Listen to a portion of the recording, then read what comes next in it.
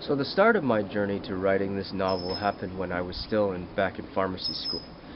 During some much-needed downtime between classes, I was struck by this random epiphany that my generation of medical practitioners would be faced with caring for the largest population of cancer patients in human history, thanks to the baby boomers entering their twilight years. Other passing thoughts about whether there'd be enough hospital beds for inpatients or a proper workforce overlap to prevent practitioner burnout also swirled through my head, but I really only began to pay attention to the thought when I really asked myself, would current medical treatments be capable of handling this exponential surge of patients?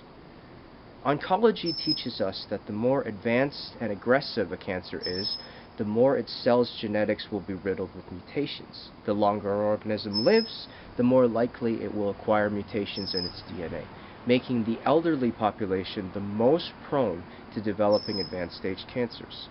At the same time, elderly patients tend to lack the resilience of even middle-aged patients, making it tougher to use destructive cancer treatments safely while maintaining an acceptable quality of life. What really shocked me into starting to think about other ways to cure cancer were the raw statistics I learned from Stats Canada. 1 in 4 Canadians destined to die from cancer means that over 1.2 million baby boomer cancer patients will die from the disease, from their treatments, or a combination of both. The other 3/4, approximately 3.5 million boomers, that survive their cancers are constantly threatened by heart attacks, strokes, secondary cancers, and other chronic diseases as a side effect of the treatments.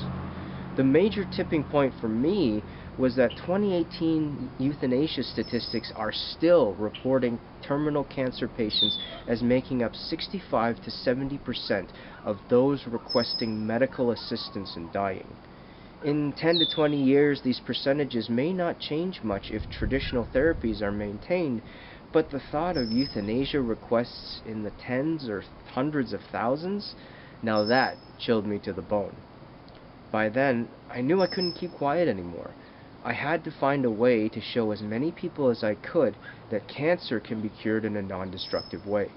Writing a novel seemed to be the most appropriate vehicle for me to reach a wider audience.